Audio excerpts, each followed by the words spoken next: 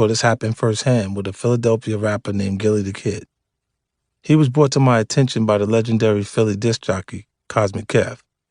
At the time, I was riding sky high off my first couple of albums and constantly had people pitching me their artists.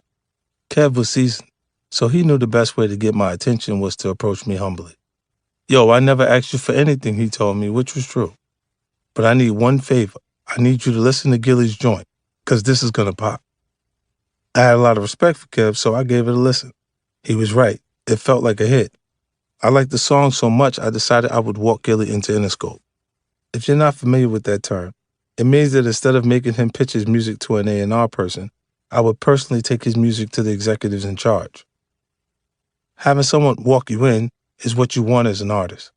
It allows you to bypass all the lower-level people and talk directly to the top brass. It's especially valuable if the person walking you in just sold 25 million records for the label. Then you really got everyone's attention. I played Gillie's song for one of the top executives. At first, they weren't as sold as I was. Then I told them my plan. Listen, I don't think it makes sense to put Gillie on G-Unit, I explained. I didn't know if his sound would mesh with what we were doing at the time. But if you guys sign him, I'll give the project my full support.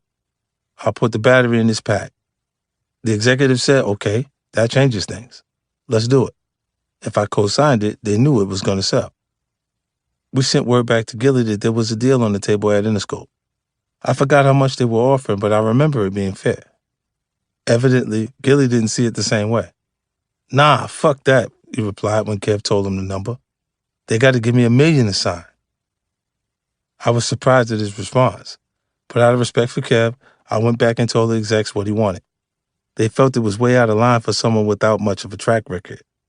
They were willing to bring him on, but not for $1 million outright. Gillie wouldn't budge.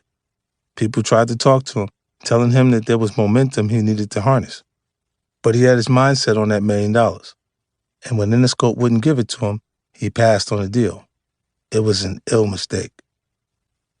His error was he allowed himself to get in a zone where it was all about the money. His vision was too limited. Another factor was his environment. Philly is a big enough city, but its rapper community is pretty small. Everyone knows what the other guy's doing. Gillie probably heard what Beanie Siegel had signed for or what Philly's Most Wanted had gotten, and figured he had to hold out to be in the same league. It was the wrong way to assess the deal. Instead of focusing on what the next man got, he should have focused on the larger opportunity, which was having me get behind this project.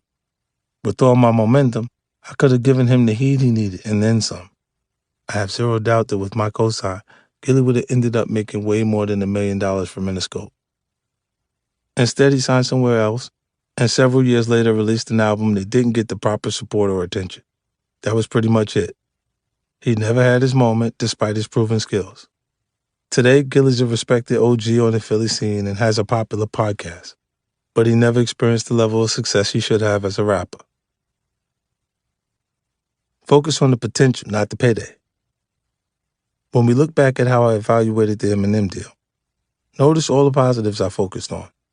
Elite talent to work with, a lack of internal competition, and access to a new fan base. Now notice what I didn't mention. Money. I knew whatever number we agreed on would ultimately be irrelevant compared to what I would earn long term with the proper plan in place. My signing bonus for Shady Records was only $1 million.